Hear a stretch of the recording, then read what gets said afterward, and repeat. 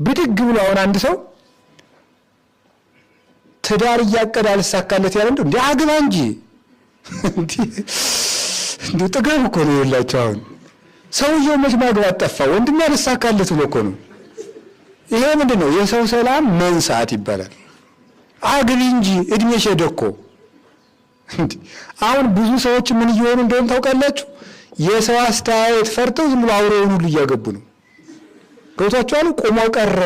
ቁማ ቀረ ይችላል መባል አንዱ ላይ ልውደቅ ይሄ ሰው ሊበላይ ነው ብላ አንዱ ዝንጀሮ እንደ ዝንጀሮ የከፋ ሰው እየታገባለች 24 ሰዓት ወይ በልቶ የማይጠግብ ወይ ነዝናዛ ወይ ነገር አመሉ ቁጣም ባሩም የማይታወቅ የሚያመጣው ምንድን ነው? እኛ ሰላም ስለነሳናቸው እኮ ነው። አንድ ሰው ብላኛለች በቃ በምኖርበት ከተማ አላኖረኝ ያለ ሰው አግብ ይያልና በዚህ ምክንያት ሌላ ሀገር ልሄድ ነው አለች። እኔ ደግሞ አስብ የሚሆነኝ ሰው ነው አለች። ሰው ደግሞ እንዲያግብ እንጂ እንዴ ጊዜው ሳይደርስ ውለዱ እንጂ ደግሞ የተጋቡትን ልጆ ውለዱ እንጂ ልጅ እንጨት ነው እንዴ ሄደው የሚቆርጡ እንዴ? እውነቴን እኮ ነው። የሰው ሰላም መንሳት እኮ ነው ይሄ። እንዴ ልጅ ዕቃ ነው ገበያ ይገዛል። እግዚአብሔር እኮ ነው የሚሰጥ። ምን ያርጉ ሰዎቹ ነው የምትሏቸው? እንዴ ውለዱ እንጂ ሂዶ ሰው ቤት አርፈ ምሳ ከሆነ በልተ ቤት ግን አዎ እውነቴን ነው የምነግራችሁ።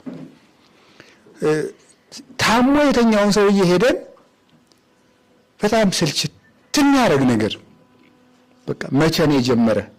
ሰኞ